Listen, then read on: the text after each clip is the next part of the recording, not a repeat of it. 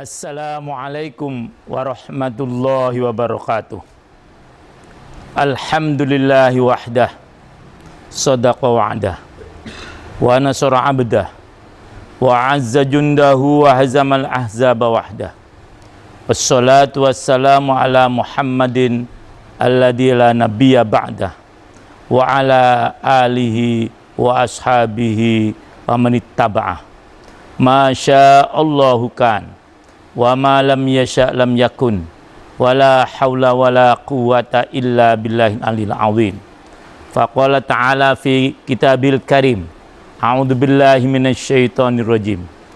Ud'u ila sabili rabbika bil hikmati wal mau'izatil hasanah wajadilhum billati hi ahsan.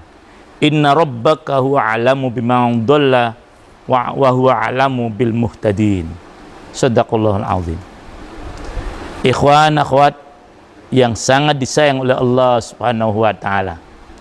Alhamdulillah, dalam rangka perjalanan dakwah dan penyantunan kami kepada sebagian umat Islam yang ada di Kalimantan Barat, kami sampai di masjid yang sangat bersejarah, yaitu Masjid Kesultanan Sambas. Masjid ini dibangun sekitar tahun 1303 Hijriah dan tertera di dalam tulisannya di bulan Muharram. Ikhwan akhwat, perjalanan dakwah para pendahulu kita di bumi Nusantara adalah perjalanan dakwah yang penuh rahmah dan memberikan keberhasilan yang spektakuler. Karena apa? Salah satu ciri dakwah mereka adalah menggunakan pendekatan tarbiyah, tidak menggunakan peperangan. Inilah salah satu yang dihayati oleh para pendahulu kita. Berangkat dari ayat yang tadi saya bacakan, yang tertera dalam surah An-Nahl ayat yang ke-125. Ud'u ila sabili rabbika bil hikmati wal mau'izatil hasanah wajadilhum billati hiya ahsan ila akhiril ayat. Pada ayat itu disebutkan bahwasanya ada 3 cara berdakwah. Pertama adalah bil hikmah, dengan kebijaksanaan. Yang kedua, mau'izatil hasanah, dengan pengajaran yang baik. Dan yang ketiga, mujadalah, dengan diskusi dengan yang lebih baik. Inilah yang telah dipraktekkan oleh para pendakwah di bumi Nusantara, sehingga dakwah mereka tidak meneteskan darah. Dan alhamdulillah kita merasakan keberhasilannya. Sampai dengan saat ini Islam tetap jaya establish di bumi Nusantara ini.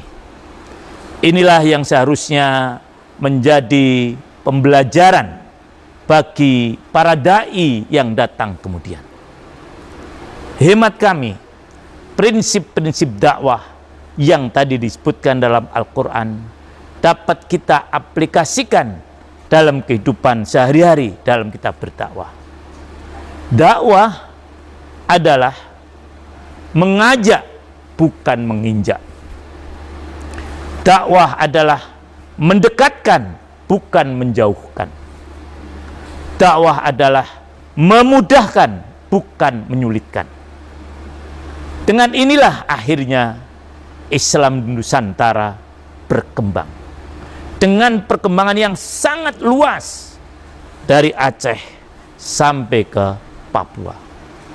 Dan sampai sekarang masih tetap dapat kita rasakan rahmatnya, nikmatnya Islam. Mari terus kita pelihara hasil dakwah para pendahulu kita. Saya di sini di samping mimbar Masjid Kesultanan Sambas. Dan kita lihat ornamen-ornamen di sini masih seperti yang dulu insya Allah. Dan kita lihat di sini tidak ada gambar yang menunjukkan gambar yang bernyawa. Ini menunjukkan penghayatan mereka bahwa memang menggambar yang bernyawa itu memang tidak diperbolehkan.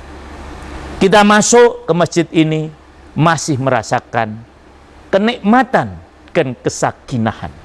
Semuanya terbuat dari kayu-kayu. Semuanya kita lihat di sini mungkin sekian persen, mungkin 90% masih baru. Mudah-mudahan ini semuanya memberikan inspirasi kepada kita betapa para pendai kita juga sangat memperhatikan masjid. Kita pelihara hasil dakwah mereka. Jangan sampai Islam hilang dari bumi Nusantara. Jangan sampai Islam hilang dari Indonesia. Kita harus pertahankan. Kalau perlu, dan memang ini harus, kita lebih luaskan lagi. Mana yang belum Islam, mari kita Islamkan. Dengan menggunakan metode yang telah dibuat oleh para pendahulu kita. Juga daerah-daerah sekitar Indonesia. Kita semuanya tahu bagaimana Filipina dulu adalah negeri Muslim. Tapi karena kelengahan generasi sudahnya, akhirnya menjadi negeri Katolik. Kita tahu Manila, itu namanya dulu adalah Amanillah. Jangan sampai nasib Islam seperti di bumi Filipina. Walaupun alhamdulillah saya sudah ke sana dan mulai lagi tumbuh Islam di sana. Dan kita yakin Islam akan terus tumbuh di beberapa tempat di dunia ini. Karena apa? Karena hanya Islamlah yang paling sesuai dengan kehidupan manusia. Untuk bisa menjaga kelestarian Islam di bumi Nusantara khususnya dan di dunia pada umumnya adalah dengan kita bersatu. Apabila kita berpecah belah, dan ini terbukti di Spanyol karena muslimin berpecah belah, akhirnya hilang dari bumi yang merupakan tempat Islam pernah berjaya di sana selama 700 tahun. Ini menjadi ibrah bagi kita. Jangan sampai kita berpecah belah. Apabila kita berpecah belah, maka kita akan menjadi lemah. Dan yang kita khawatirkan dengan kita berpecah belah akan turun azab Allah Subhanahu wa ta'ala. Karena memang Rasulullah SAW mengingatkan, dengan kita bersama-sama kita akan mendapatkan rahmat Allah. Tetapi apabila kita berpecah belah, maka yang datang adalah azab. Sebagaimana sabda beliau yang diriwayatkan oleh Imam Ahmad, al-jama'atu rahmah wal furqatu azab. Dengan kebersamaan inilah insya Allah Islam di bumi Nusantara akan lestari dan terus berkembang sampai kepada puncaknya. Mari kita renungkan betul firman Allah Subhanahu wa taala, wa'tasimu bihablillahi jami'a wala tafarraqu. Berpegang teguhlah kalian kepada tali Allah seraya berjamaah, jangan berpecah belah. Sekali lagi, dengan berjamaah insya Allah Islam di Nusantara, bahkan Islam dimanapun tempat, akan menjadi pilihan umat manusia. Karena tidak ada agama yang diridhai oleh Allah Subhanahu wa ta'ala kecuali Islam, dan tidak ada agama yang sesuai dengan fitrah manusia kecuali agama Islam. Demikian ikhwan akhwat, mudah-mudahan perjalanan dakwah kita yang sampai di masjid yang sangat bersejarah ini menginspirasi bagi kita semuanya untuk terus berdakwah dan menjaga hasil dakwah para pendahulu kita dengan berjamaah. Atas semua perhatiannya, sampaikan jazakallahu khair dan mohon maaf apabila ada hal yang kurang berkenan. Assalamualaikum warahmatullahi wabarakatuh.